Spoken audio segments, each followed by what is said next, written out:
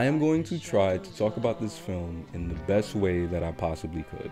A Boy Named Charlie Brown might just be the most important piece of animated media of all time to me. In fact, I think it might just be the first animated movie I've ever seen. This film is important to me for a plethora of reasons, majority of which being sentimental. So this is definitely finna be one of those Lil Duval, I don't know why I'm crying in the club right now joints. Don't worry about this being too emotional, cause I don't know if you guys know this, but I'm a pretty funny guy. I know unfunny people say that all the time, but I ain't bullshitting, I promise. Coming out 50 years ago today, on December 4th, 1969, A Boy Named Charlie Brown is the first theatrical film starring the Peanuts characters. Charlie Brown can't do shit right. I think that's just the bottom line here. We know it, the kids know it, even he knows it, but he just keeps trying. I think the opening scene really illustrates this extremely well. We see him making a kite, trying to fly it, ruining it instantly, and immediately tries again. Kite flying's trash, can't kick a football. This nigga manages a baseball game and his team wouldn't even shut the hell up. Our whole system of freeways is a perfect example of what I'm trying to say. Have you listened to the radio lately? How about this whole conservation situation? They even try to kill this nigga. Here, run over to the drinking fountain and soak this handkerchief in cold water. You're kidding. With a head like Charlie Brown's, you'll need a bed sheet. I'm dying, and all I hear are insults. Alright, so the nastiest part I think out of all of this is when he goes to talk to his therapist, who's literally the person in his hood that treats him the worst. I mean, like, do y'all like not notice this? Lucy has a wild slideshow on deck of all of Charlie Brown's faults, which they don't show us on camera, so I'm inclined to believe that these are all meat picks. Then she has this nigga run and kick the football and plays it on instant replay in like 1969. Now, see the look of determination on your face? All sham, Charlie Brown. A failure face if I ever saw one. Man, what the fuck? Man, why Charlie Brown ain't just... Yeah, bro, that's what the fuck I'm talking about. And a one, and a two, and a boom! All of this build-up is kind of just used to establish our status quo, that Charlie Brown is a failure. Now, I'm sure most of us understand this before going into this, but it's important to re-establish this when it matters thematically. The plot really decides to kick in when, on his way to school, Charlie Brown learns that they're having a spelling bee in his class. Despite everyone telling him he ain't shit, he buckles down, enters, and actually wins. Now, everybody loves this nigga, they all on his body. And then he finds out that this is only the beginning. 3 different times from 3 different people at the same time. Why, you blockhead? This is just the beginning. Of course, Charlie Brown. This is only the beginning. Sure, Charlie Brown. This is only the beginning. Huh? What? Hold on, I missed it. Is it only the, end? Apparently, the class spelling bee was the first step, leading him to have to compete nationwide and represent his school. It stresses him out a bit, but the rest of the film kind of chronicles the miscellaneous things that happened to him while preparing to compete.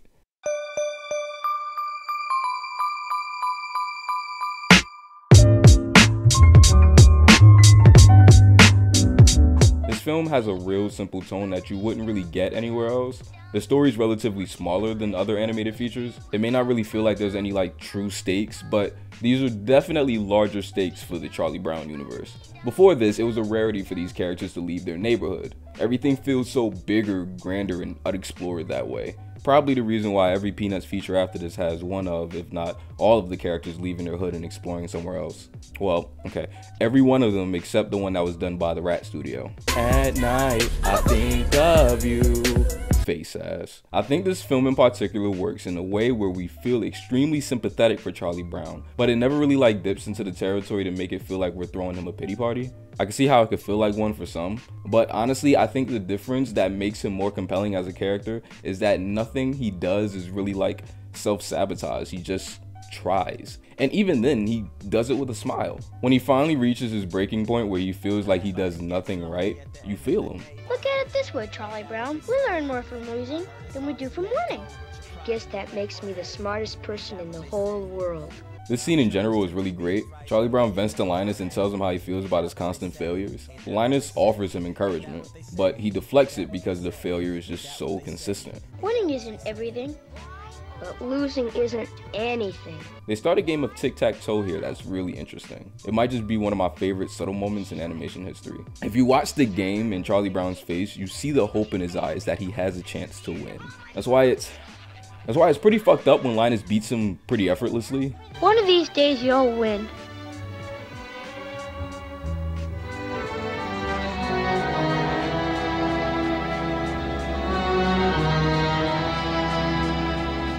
I always love this scene because I feel like it says so much about Charlie Brown as a character beyond just the dialogue, that he'll keep trying even in the middle of convincing himself that there's no reason to.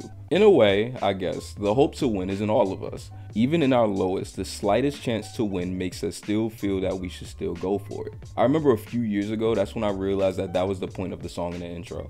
When writing this, I heard someone call Charlie Brown an everyman. I can't remember who said it, but I kind of froze on that for a second before respectfully disagreeing. I guess to me, an everyman is a character that's reminiscent of kind of like a placeholder, someone that the audience can imagine themselves as in order to explore the more interesting world around them. They're almost kind of bland on purpose. The first example I could think of this is like Lincoln from The Loud House. Charlie Brown has character, a specific character, but it's one that we all embody. So that's why it's so poignant when this concept is introduced in the intro song, because people, after all, start out as being small. And we're all a boy named Charlie Brown.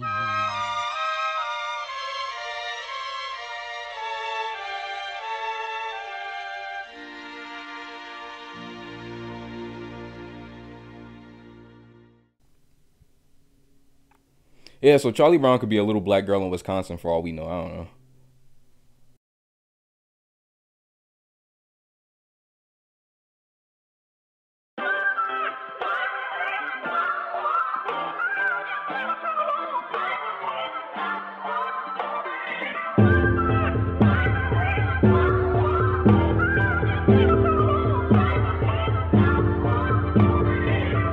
So I don't really feel like I can talk about this film any further without discussing the ending. It's really essential in explaining why it's so great. A lot kind of happens, but not really. And we end up seeing Charlie Brown in the final round of the spelling bee. All the kids in the neighborhood are back home watching him on TV and shit. Hooray! Charlie Brown is doing it! Hooray! And side note, I always thought this little animation on Patty was hilarious. Snoopy and Linus are in the audience, and Charlie Brown makes it to the bottom too.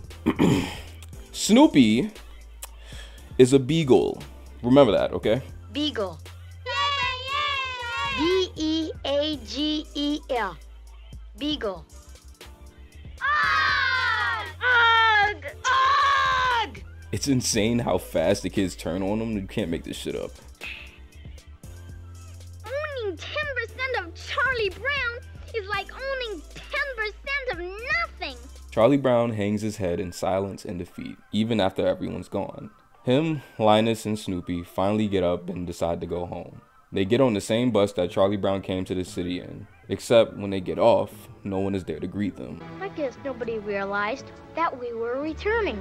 The love he felt is gone, and he's back to square one, back to never having any success. The next morning, Linus shows up to check on him because he wasn't at school or their baseball game. He sees Charlie Brown in his room, recovers over his body and the shades pulled down. Linus, for some reason, thinks it's cool to tell Charlie Brown that the one game he wasn't there for was the first one that they won all season.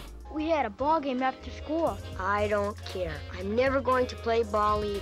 I'm never going to do anything again. It's the first game we won all season. Oh, brother. Really though, Linus realizes how hurt and embarrassed by all of this Charlie Brown must feel. I feel like everyone would. And the advice he gives to him is so simple, yet I truly believe it is the greatest scene in animation history. Well, I can understand how you feel. You worked hard studying for the spelling bee, and I suppose you feel you let everyone down, and you made a fool out of yourself and everything. But did you notice something, Charlie Brown? What's that? The world didn't come to an end. After hearing this, Charlie Brown ponders it for a moment and then decides to get dressed. He goes outside and sees all the kids going about their normal lives. No one's hounding him for losing. No one's throwing the disappointment in his face. Shit, they low-key don't even see this nigga. They move on. The film ends with Charlie Brown seeing Lucy with the football, trying one more time to kick it, failing, and Lucy says, Welcome home, Charlie Brown. Boy named Charlie Brown. The scene with Linus is just so insane to me whenever I think about it because it's extremely simplistic, yet poetic. A lot of things can be really big and dire when you're in the middle of the situation. A breakup can ruin you when it first happens. The loss of a family member, anything can taint you. Anything can make you feel like it's the end all be all. And no matter how bad we want to hear it, it's not. Linus tells Charlie Brown that time keeps going forward. The spelling bee isn't where life ceases to exist. I think the most notable thing is that he doesn't tell Charlie Brown that he'll win someday like he does earlier in the film. He doesn't tell him that it'll get better. Instead, he tells him this shit keeps going, so why stop now? Why stop now when you've tried your whole life? Do with this information as you may, but no one knows what's going to happen. You may kick the football, you may not, but at least you can proudly say that you gave it 110% every single time you tried. I remember this documentary I watch every year or so about Charles Schultz. I might have found it maybe 2 years ago. Someone says the reason Charlie Brown didn't kick the football is because they felt Charles Schultz never let himself kick the football. And I think about that extremely often because I think Charles Schultz did that because he knows all of us spend our entire lives trying to kick the football. And if we finally do it, it's like, okay, what's next? You may have kicked the football, but you gotta remember, you still gotta try to master flying the kite, winning the baseball game, spelling beagle right.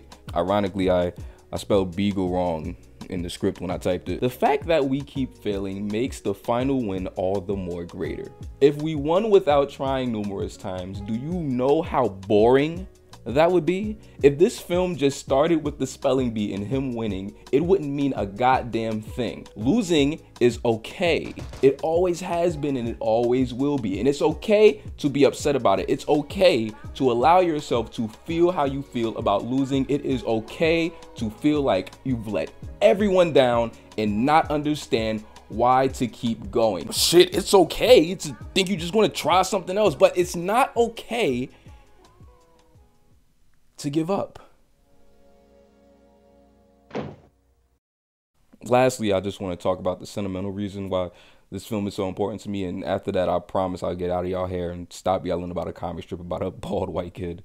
When I was growing up, my grandmother used to put this film on for me all the time, and anyone who's seen my Peanuts movie review might have a small indication on where this story is going.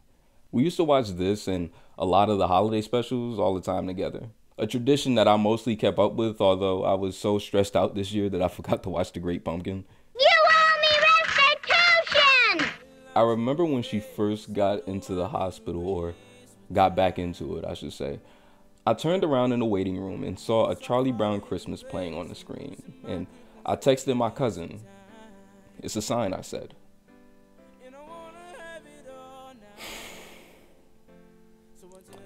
A few weeks later, she passed away.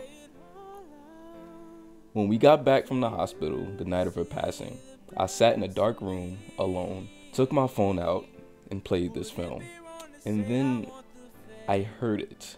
I heard Linus say that bar. I heard him tell me that the world didn't come to an end. And it's so hard to believe that when it already feel like it happened. That scene where he speaks to his friend and tells him that life keeps going, that is so beyond a spelling bee, like it really is. That was almost 5 years ago and I'm still here. This was a film that we enjoyed together for as long as I can remember. That is exactly what it was. And it just feels weird having to enjoy it by myself now, but I hold on to it because it reminds me of someone I love. This isn't like emotional manipulation to get you to love this movie as much as I do. Shit, you can hate it for all I care. I can see how someone cannot like the slower pace. There's like sections of this where it literally stops the story and just does a bunch of Fantasia imagery to match the music or whatever. No one said that this film was perfect. No, I just hope that I could somehow get across how important a cartoon can be to someone. That just because something is drawn or animated or for kids doesn't mean that you can't have strong emotional connections to these characters, these stories that will live with you for the rest of your life. If you have something that reminds you of someone else, you hold on to that shit.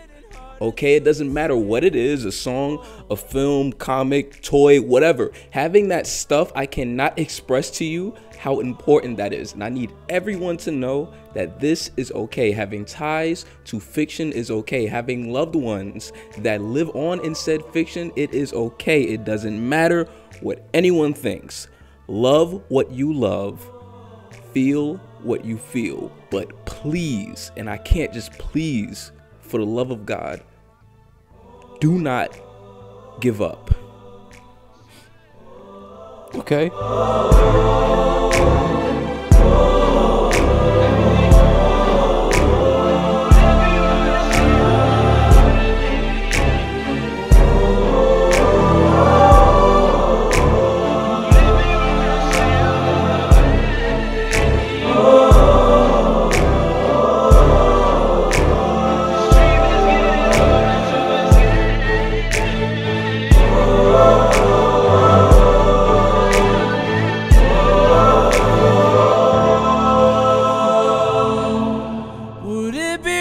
Say I want the fame.